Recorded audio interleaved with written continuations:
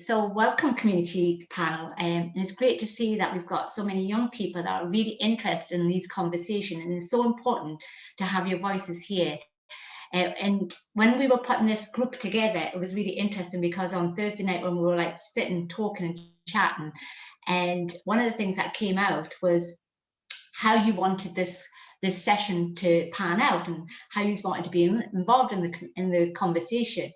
And it's great because it's allowed me to take a back seat, and which is really important because it shows sometimes as a host, it can show where you have the power, and it's about taking back that power. And it was really good. The young people said, we want to host this and we're going to be asking the questions to each other and we're going to have those discussions. So I'm going to take a back seat and I'm going to pass it over now to Anika Ali, who's a community education student at University of West Scotland. And we also have Aisha Ba from SCOREscotland. We have Anna Brown from Teach the Future. We have Eliza Ali from YCSA, Hazik Ayan Ahmed, also from YCSA, and Abdullah Janabi from Alawite Society Glasgow. So I'm going to pass it over to you. And if you can all just give an introduction, let everybody know who you are, and then you can start the conversation around the two questions. And I'll let you introduce the two questions as well. Hiya, my name is Anika. I'm 23 and I'm studying community education just now because I'm quite passionate about community development, lifelong learning and youth work, and I think it's important to be learning about climate justice, colonialism, racism in education, and I come from a Pakistani background. Hello, my name is Abdullah Janabi. 14 years old. I'm here to represent the Alawite Society Glasgow, and I come from an Iraqi background. My name's Ramon, I'm 18 and I'm from just outside of Glasgow. I study politics, Spanish and German at the University of Glasgow. I'm a climate justice activist and I'm involved with the school strikes and Future of Scotland. I'm Aisha Ba, I'm 16, I'm here to represent SCOREscotland, and I think it's really important we talk about things like this, just like to make people realise how much we don't know. Hi, my name's Eliza Ali, I'm 15 years old, I go to Notre Dame High School and I like reading books. Hi, my name's Hazik Ahmed, I'm here to represent YCSA. And I think that we should talk more about climate justice. So the first question is where did we learn about climate change, and do you think there's enough awareness about the climate crisis? So I don't remember a key moment in my life where I learned about climate crisis. The earliest thing I have was in primary 6. We did projects on natural disasters and global warming. But apart from that, there's not a key moment where it all kind of clicked into place. And I don't think it ever really does because you're constantly learning more about it. And I think a lot of it you teach yourselves because what you learn in school is the very basics of it. I remember, I think the closest we ever got to learning about climate change was probably like one or two mentions in like geography or like on the news, but like you never like did like a set project at school. Yeah, I only remember doing it in school a few times here and there, and geography as well. Yeah, the only reason I really same as Anna, I've only ever heard about climate change in primary school. All I know is probably from what I've looked up or explored or what I've heard in my house or my parents telling me about climate change and stuff. Yeah, I've only just briefly touched on it in school. You don't really get, you don't go deeply into it. Yeah, I feel like the most I was taught in school was just about like fossil fuels, and that was probably primary school and secondary school. I don't think we learned anything at all, and I only actually heard the phrase climate justice very recently. I didn't know what climate justice was. It was just more like global warming is kind of what we learned about.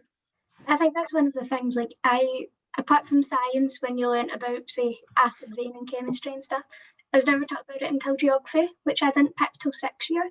There was nothing in it, and like the general geography curriculum in my school. So it wasn't until last year we actually touched on it as a topic, and even at that, it was still the very science based. They never really talk about the social justice aspect or the solutions or effects, really. It's just the scientific basis of it. Yeah. Yeah. That's only what I've ever learned as well. And like chemistry, about fossil fuels and stuff and global warming. Not really like the causes or like our impact on it and stuff.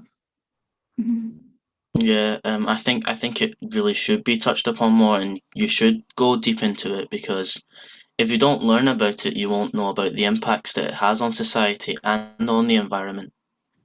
And like no one ever wants to like developed countries contribute to global warming, like compare how much developing countries are negatively affected. Yeah, it's kind of like we're not taught about it, and we're in this position because we never learned the consequences of it. Like, we're in the position that we have to deal with it because we never looked at it as we went. So if we're not educated on it, then we'll end up repeating the past and just keep going as we are. But we can't isolate education to schools because the people who are currently in power need to learn more about it as well. Yeah. And Yeah, if we sorry, on you go, Abdullah. if we did know about it, I think that, you know, we wouldn't be going through the majority of the problems that we're going through right now. Yeah, I agree with that. Yeah. Yeah. What Aisha was saying about like the developing countries getting more negatively affected with, I feel like we're definitely probably haven't learned so much because we're not as affected. Yes, like we are seeing effects here and everything with weather, but nothing in comparison to some of the natural disasters other countries have had, or the impacts from the Western world's like consumption and waste and stuff. Like I feel like it's probably not taught because it doesn't affect us as directly. It's not seen as urgent. I think that's the thing, like it's still thought of as a futuristic thing, like 2050, 2045, when really it's happening now. So on like the scale of crises, it just gets put in the back burner because it's like, oh well, we have 30 years to deal with that. Even though like we first did learn about climate change 30 years ago, it was always a futuristic thing. And yeah, and it's like, I think compared to like back then, it was like most people were thinking like they would, it seems much further away. Whereas if you think about it now, like most people our age will like still be like alive and like not hardly even very old by then. I think that's like the key thing though. Like someone who starts school today will like be leaving school when we reach 2030 when the climate targets need to be. They won't know much about it. Yeah. I feel like in general, people our age and like just any age literally don't know what the impact is of the things that they do like every day, like driving to work or school, or, you know, like doing like just stuff that they do every day. They don't really know the impact that it has on the world and how they can help climate change. Yeah, like in school we learned about back in like primary school we learned about like CO2 emissions and how like compare cars, planes, buses and coaches. But I think the problem is everyone has the mentality of, well, I'm just one person, so it doesn't matter anyway, you know? I think that's the thing. It's the scale of change that needs to happen, and we don't have an awareness of like to like face it and fight it. Like we don't have a picture of like that large scale change that will need to happen. Like we don't actually have an awareness of it because we can't imagine how different it's going to need to be and how much we're going to need to adapt. And I think that's one of the things like we should be taught about, like not just the scientific things, we need to be taught about the social justice aspects and how it's actually going to affect us. Yeah, even when like you're learning about like social justice issues, I feel like it was never ever connected to climate change and stuff before, only till recently. Well, anyway, for me, I found out that, oh, these things actually are related to climate change and everything actually is connected. But I wish that we were taught that at school or something. Yeah, I feel like it should come up in conversations a lot more, just in general. Like you should bring it up, and you should be talking to like your friends and family all the time about it. Try and start like groups on social media, or just trying to raise awareness and, you know, just help the world. I think that's the thing. Like, we talk about it as an isolated issue most of the time, when it's not. Like, that's where the climate justice aspect comes from. Like, we all saying that we learned about the science of global warming, or like my teacher messaged me the other day, one of my old teachers from school, saying, oh, we've added in change to the first year curriculum. What should we put in it? Because I do teach future, which is about changing the curriculum, so it's in it. And I was like, you think of the science, you think of, oh, like what emissions are emitted, the Paris Agreement, or what we're doing to tackle it. And you're like, but by doing this, you're changing a lot, and the people facing this are marginalised. So we can't just talk about it in science and geography. We should be taught about it in modern studies, or political science, or history. It has to be everywhere. Yeah. It's definitely a topic that like it is affecting us now, and it's important, and I feel like it's so important. Why is it not a big subject in schools? Yeah, you're more just taught about like recycling and stuff, but you don't really know like why and the impacts and stuff like that. Yeah, I think it's like just the whole education system just doesn't see it as something we have to know, or something that will actually affect us in our life, even though that's like really not true. And it will become a massive thing, and it already is a massive thing for so many people, but just because they're far away, like they see it as like something we don't need to know about. I think that's the thing. The education system's built to benefit those in power and keep the world as it is. It's not radicalised, and it's not built to help the world adapt. It's about teaching us how to live in the world as it is, which is the like capitalistic world based off colonialism. So yes, we can't change that without changing education, but education won't change until we change democracy and those in power, and who has the power to change that. So it's all interlinked. Yeah. It's interesting what you're saying about power, because like a lot of the time with climate change and stuff, I feel powerless, because I feel like a lot of the pressure is put on individuals to, you know, do our own part. So if we can recycle at home, you know, like stop using plastic straws, try and reuse, buy less and stuff, when a lot of the big damage is actually made by big corporate companies. So then you do feel helpless. It's like, well, how can I, what impact is my little part going to make? Yeah, I agree with that. You know, it does depend on an individual person.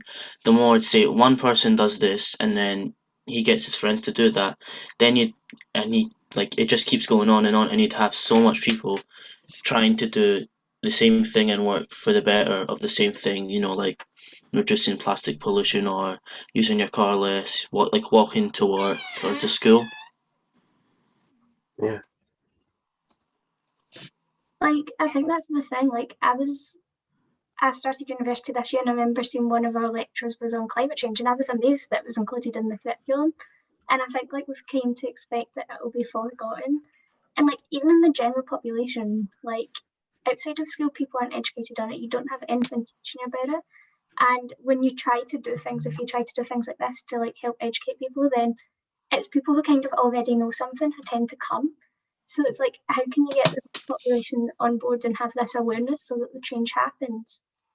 Yeah, and it was like you were saying about the education system, how it benefits those in power.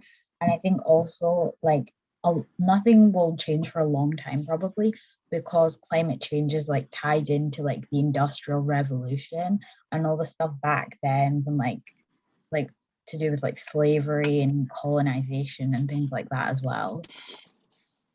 It like built the country. Yeah, I definitely felt like education was totally whitewashed, and I didn't know anything about my own, you know, my own background, I didn't know about like India being colonized, the reason like the partition and everything. You were never taught any of that, and even like inequalities today you're not taught about in school. Everything was just slavery happened hundreds of years ago, and it was only in America. Britain had nothing to do with it, and you know, that's all in the past. There's equality. There's equality now. Education. Vision, because that's not true to this day. It only really shows the good side of facts and things like that. It doesn't really show like the bad side or the effects on the countries that were colonized. And it never shows like the after effects of colonization, like when the countries have taken back their own power, how like a lot of things are still affected, like the economy. Like I know in like Senegal, for example, a lot of large like big corporations are still like French owned and based in France because it was an ex-colony. And I can't remember what country it was, but one with a lot of like mines, like diamond mines and stuff, they're owned by like international companies from other countries. So the countries usually aren't benefiting. It's their ex-colonizers who are still extorting them. Yeah. That's the And thing. it's like they're, oh sorry, and you go on. Sorry. Like we kind of put ourselves on this kind of pedestal that like, oh, colonialism ended, like go us, and we're moving on and it's ended, and we don't look at it as the lasting effects. Like it all ties together. Those who are colonized face the biggest consequences of climate change. They don't have the education sometimes, and it's all linked back. And I think like in history we never learned about it. You learned about like the 2 world wars from our perspective, and oh, we won the war, and that was about it. Yeah. And Going even the back World to- War, you were never taught about like who, it wasn't just British people who fought in the war, like in the world wars, it was also the colonies. So yeah. What were you saying, Elisa? Oh, I was just going to say, going back to what Anna was saying about the climate change being in the curriculum, I feel like it needs to like there needs to be more awareness for it to be put into the curriculum. So like we need to start talking about it more and having projects like this and having more conversations, so it becomes like a big enough thing to be in the curriculum, and not like a big enough thing, but a more well-known thing.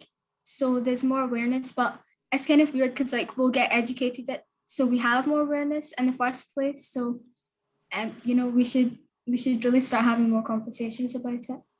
Yeah. And if we get educated about it now, then it will help in the future to know what we have to do then. Yeah.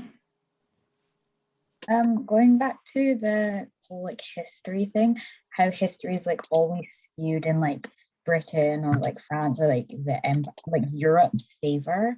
I think like things like around that also probably like really don't help with talking about climate change, because of the fact that like Europe and America caused it, and they don't like to paint themselves in a negative light.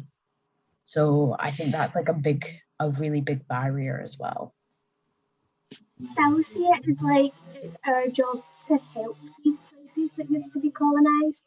So like when we talk about democracy, we're like, oh, it's our job to help their democracy develop, but it was us who caused the issues in the first place. And it's the same with climate change. We talk about, oh, it's our job to go help these countries, and it's like it would be better if we just stopped causing the issues and work towards solving them overall rather than trying to fix it. Yeah. And I think like that also paints these countries in a light that they're like really, really poor and absolutely helpless. And it again just puts like Britain up on a pedestal, that Britain's untouchable and can do no wrong. Yeah, they almost use it as like that's their excuse to then go in and help these countries, when really they're just they're exploiting them. And yeah. But in the media it's never shown that way, is it? It's like, well, we're going into the Middle East and we're helping people from the war that's going on between them, but it's like, what about the mention of your America and Britain's involvement in the war? Why is that not mentioned? Yeah, like say in Iraq 2003 when America, Britain, and another bunch of other European countries invaded Iraq with a promise after they were finished they were going to repair.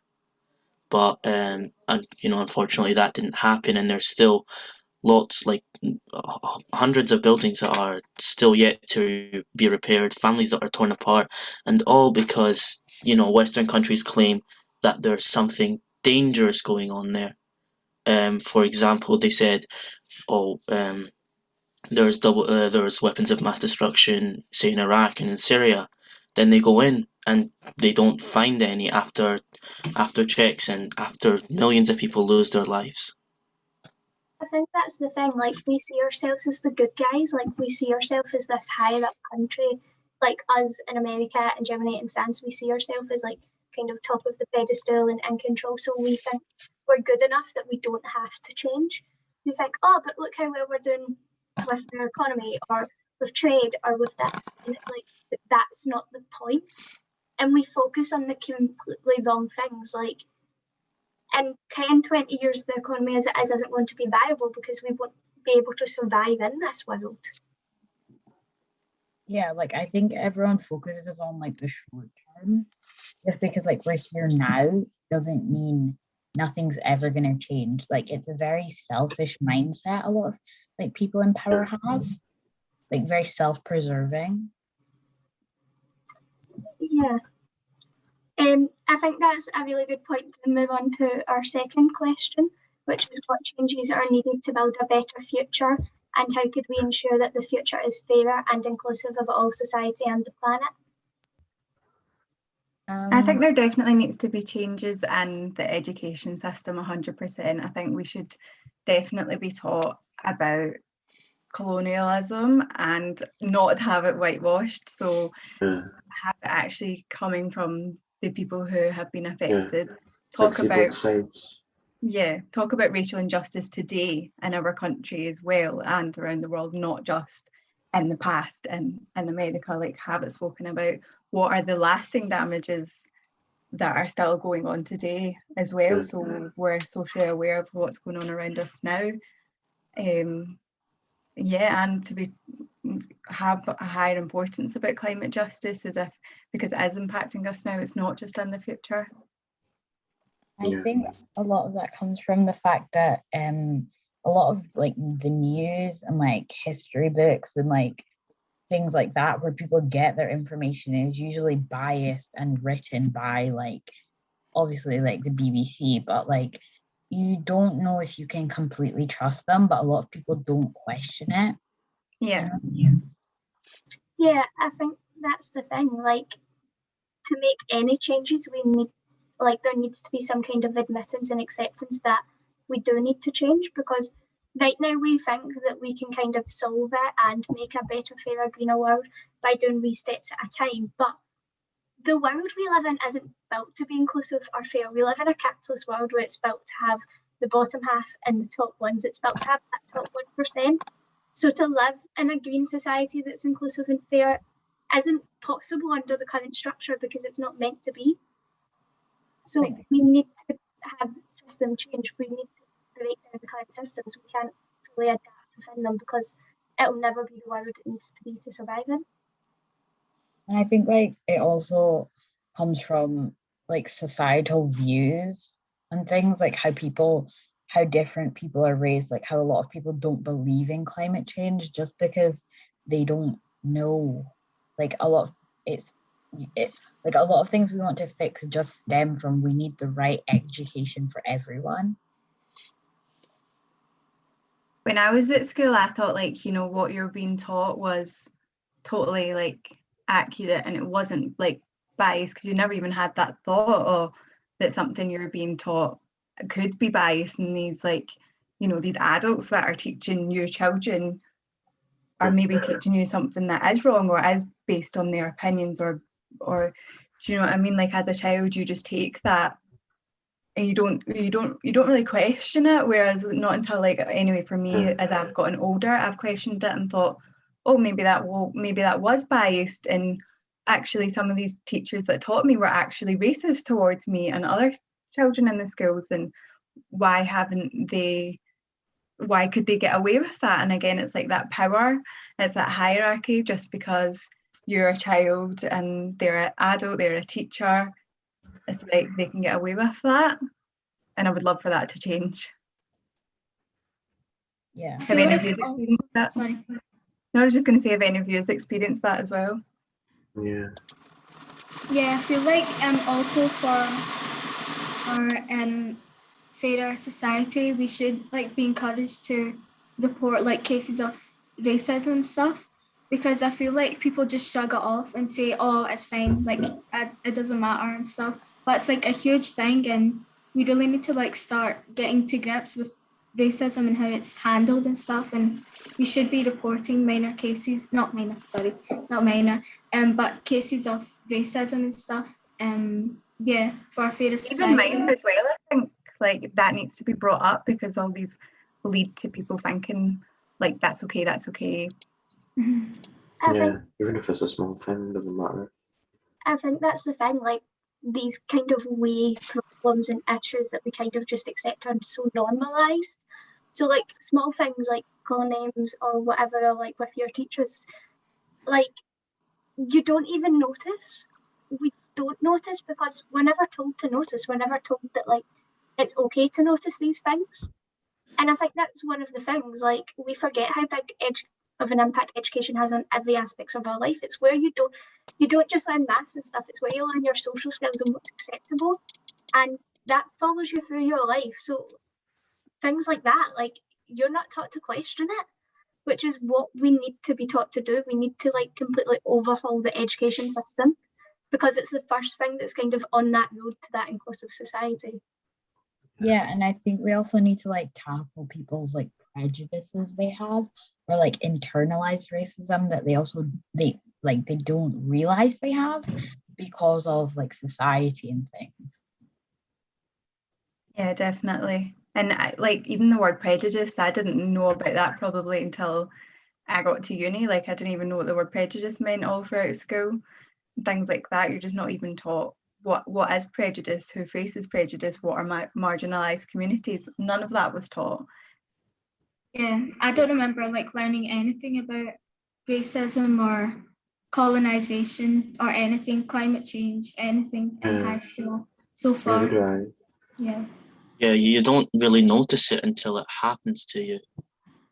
Yeah, like I think the closest thing I ever learned to racism in the school curriculum was literally just slavery and like segregation. Like that was it. There was no talk of like racism towards other races or between two minority races. Yeah, I think that's the thing though, isn't it? Like it is normalized, and sorry, we have these things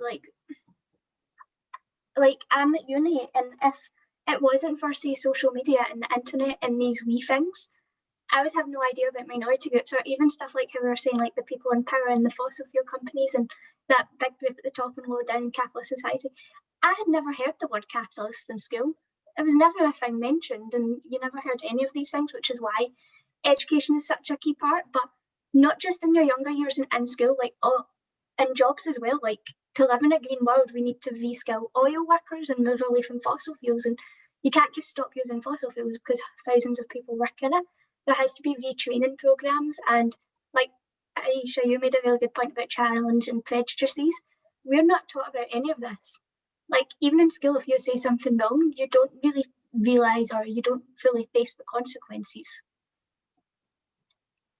it's interesting what you were saying about like not learning about anything like about capitalism and stuff in school as well. Like we were briefly taught about capitalism and modern studies when I was in secondary school, but it was more like capitalism is the way forward, and communist countries, like we were taught China is a communist country and they are so backwards. That's what we were taught, and capitalist is the way forward. And now like I've learned a lot and self-taught myself a lot. It sounds silly, but like from like social media and stuff, and like, you know, hearing other people's experiences and coming from totally different perspectives.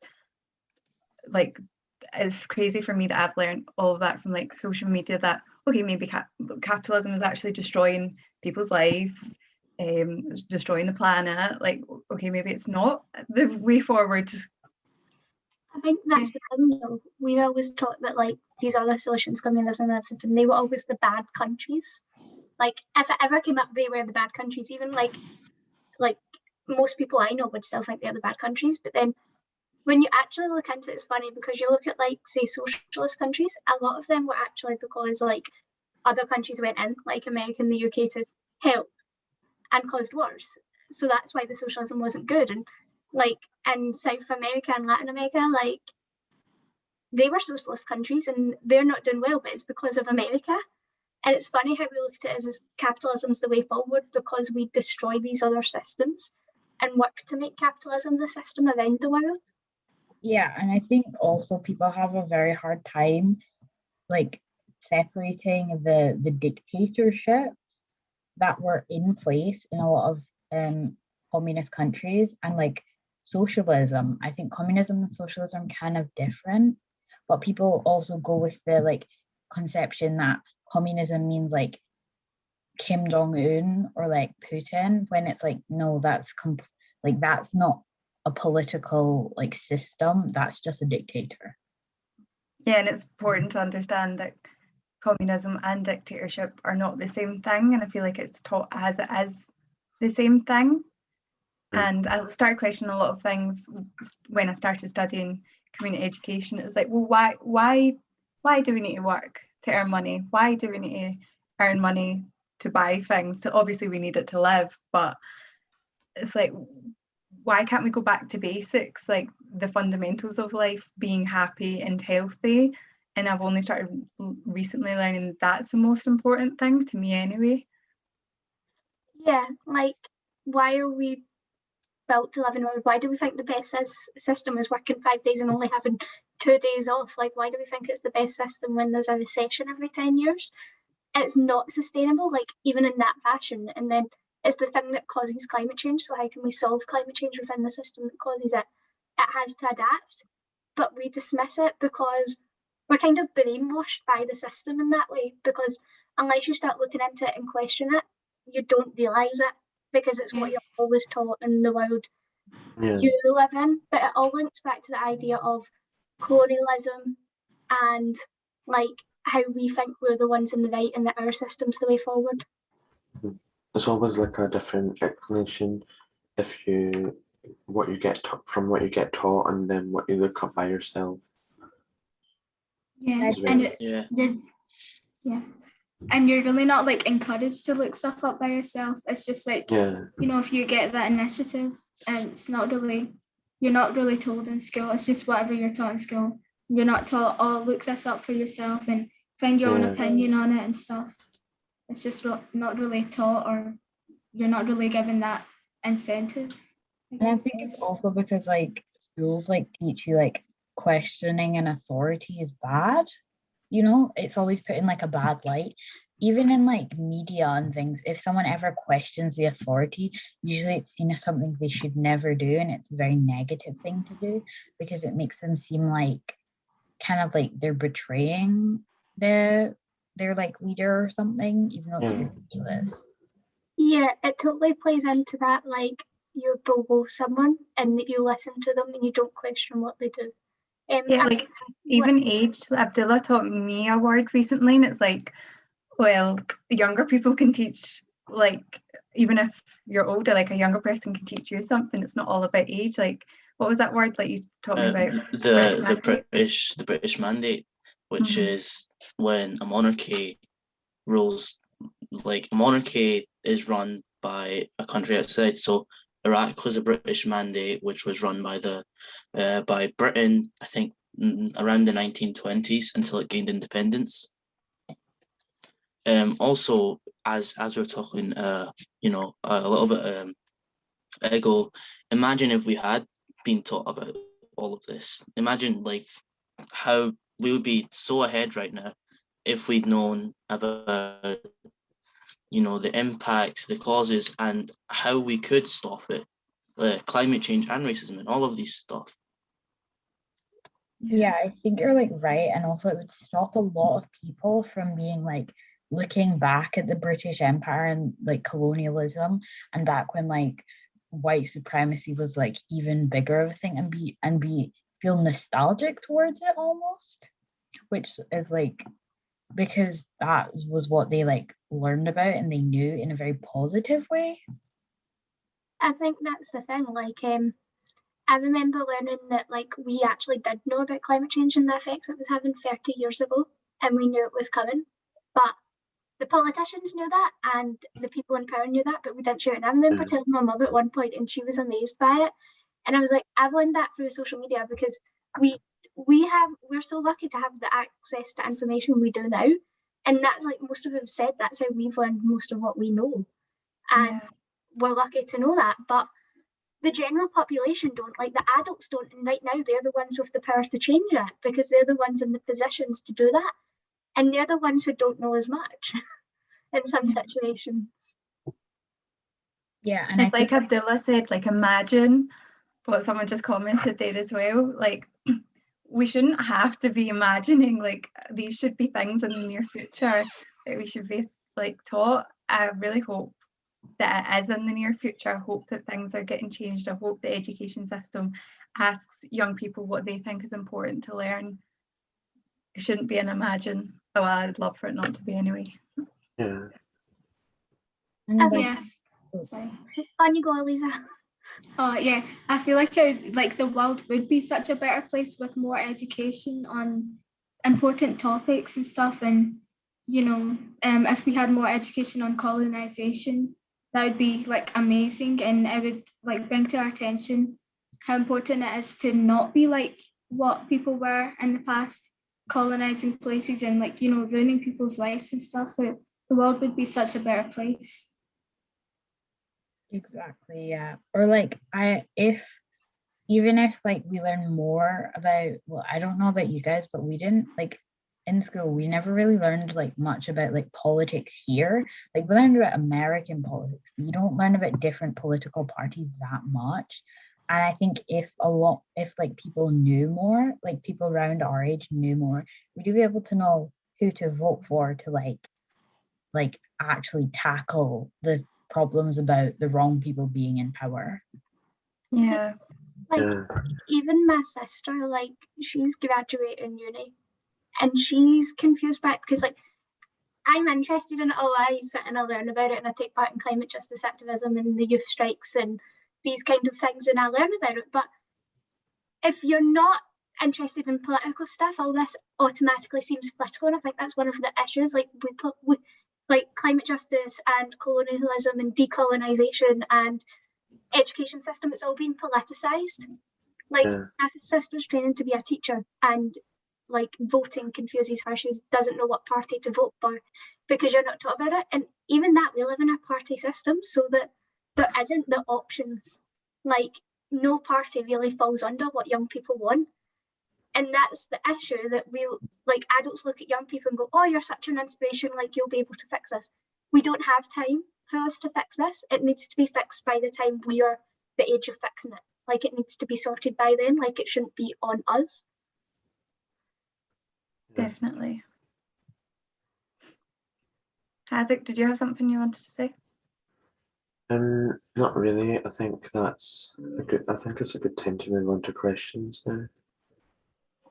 Right. So if we have any questions from the panel and from the participants, please put them into the chat box. And in the meantime, I've got a question for you. Right.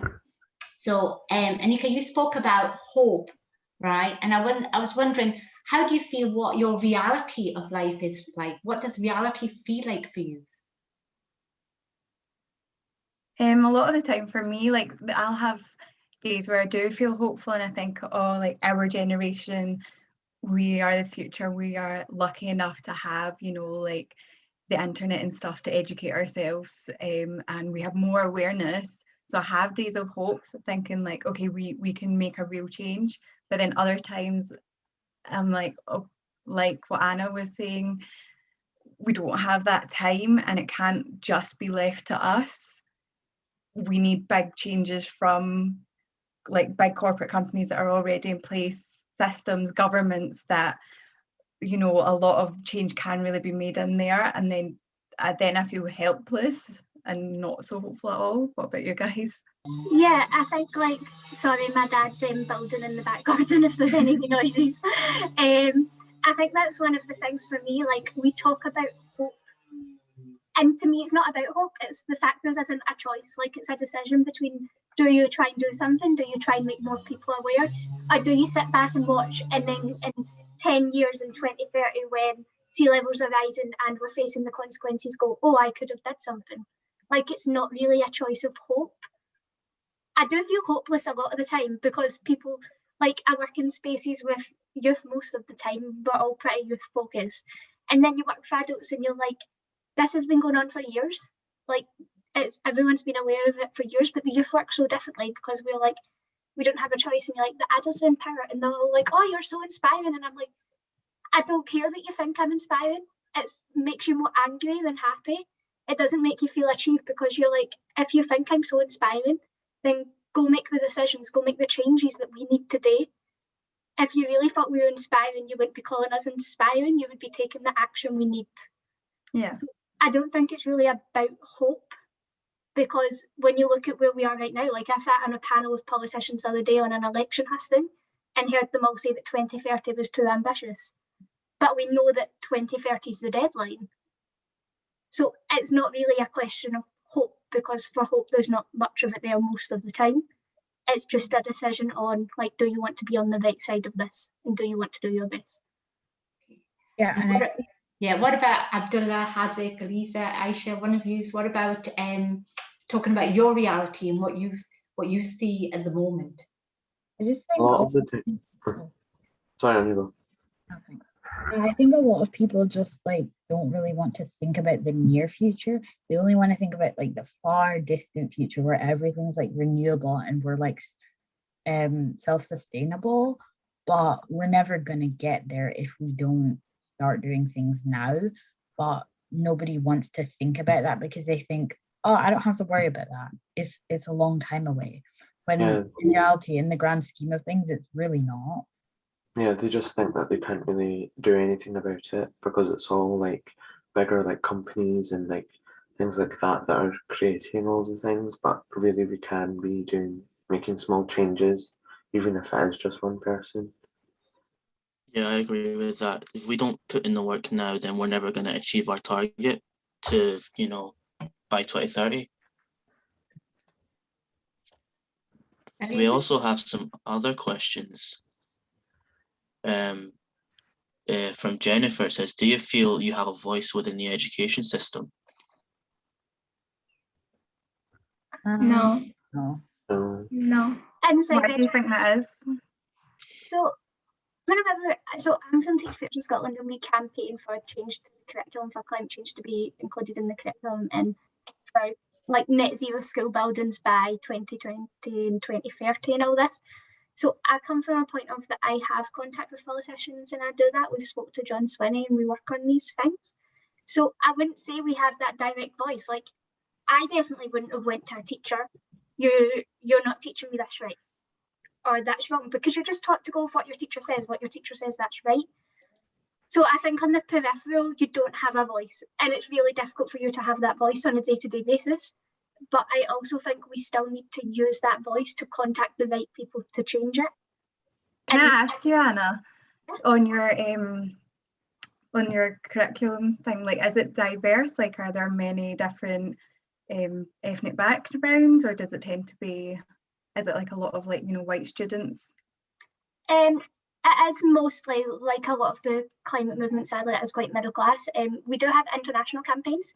So we work with people in the Democratic Republic of the Congo, Canada, Netherlands, various countries who are doing similar campaigns in their own education systems.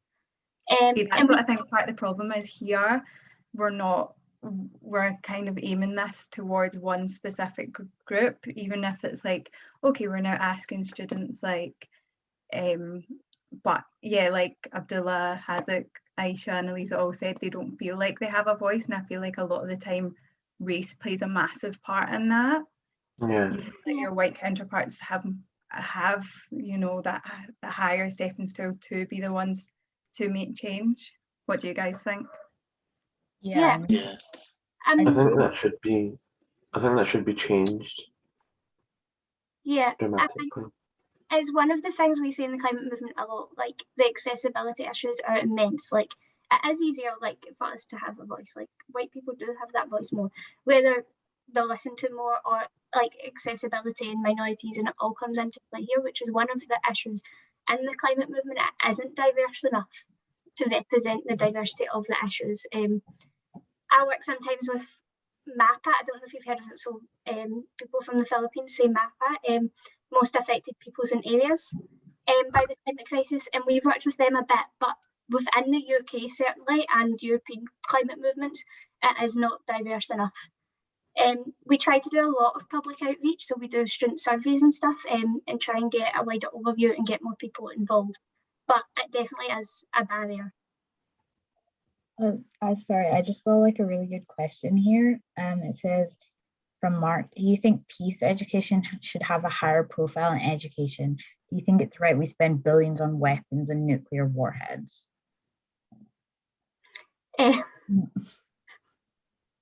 Elisa, what do you think? Sorry, I'm just reading the question again. So do you think like a lot of money should be spent on like nuclear weapons, and do you think we should be taught more about like peace initiatives? Yeah, of course. I don't think we should be putting any money into nuclear weapons. I feel like we should be having more discussions rather than using, including violence. And, I feel like money shouldn't be spent on doing harm to others. Everyone should be having these conversations together, and we should be having, debates or, arguments. Shouldn't be anything physically harming or anything. We should have a lot more education on peace and, everything else that we talked about, racism, climate change, colonization, everything else. Yeah, I just think it's like ridiculous that we spend all this like money on weapons when there's like there's no need for war. There's no current war going on, and this money could easily be used for something much more useful, like putting more into renewable energy or nuclear energy. Yeah, to stop help climate change. Yeah, I think like we put the money into the weapons when it would be better used other places. Like we put money into wars to gain oil when that money should be going into green jobs and rescaling the workforce and education.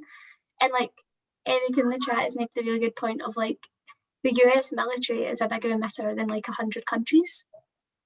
And we kind of discount it because, I don't know, wars benefit people. As ridiculous as it is, they do benefit people. And that is why we end up at war quite a lot, because they end up benefiting some person in the chain. Usually it's just people much higher up, and like it doesn't really benefit the civilians or the soldiers directly. It benefits like the 1%. To me, that money could be better used, towards like youth centres, more community development programs, because I feel like it's funny because I was watching like videos from, like when my mum was like my age and stuff, and the sense of community was so much bigger. And I think a big part of that is funding towards like community centres, youth groups, stuff like that has been stripped, and like it would be great to see these things coming back. And I think that would also help with a lot of like preventative measures to mental health. Like, you hear that the NHS doesn't have enough funds to help with like people's mental health, provide services for that. And it's like, why are we funding like nuclear weapons and bombs to harm people when we could be helping people? Yeah, you know how they're like spending money on nuclear weapons and stuff. I think I saw like a clip on the news recently, and they're like a nurse had to cut her wage by half. I mean, like, what are you doing with that money? You're not gonna, like, you shouldn't be using nuclear weapons here. You should be, giving all the people who are doing such hard work, you should be giving them money. You should be investing money into, as everyone else has said, green jobs and green things. Like, I think hydrogen cars are really expensive. You should be putting money into that. you know, reducing the amount of normal cars and producing more electric hydrogen cars, you know, bikes and stuff, you know. It all comes back to that idea of the divide, really, doesn't it? Like you were talking about the cost of hydrogen cars and stuff. Like the people who are benefiting from the wars can afford the hydrogen cars and can afford what they want, and it's that thing of like, you're really right there. Like the people in power, it benefits them. They're the ones doing it. Like we have a government who goes to war while simultaneously voting not to feed poor children, or to like scrap youth programs and community education and stop funding to mental health services and not give nurses in a pandemic a pay rise. It's that divide, and it's that idea of a representative democracy where those in power live such a different life that there's just this giant divide.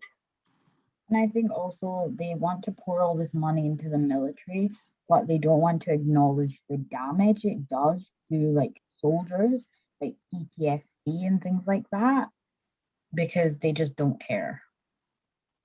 There's a good question here that says, if you had one thing to tell all educators in Scotland, what would you say? So should we go around and like answer that each? Abdullah, do you want to go first? Yeah, I'll go first.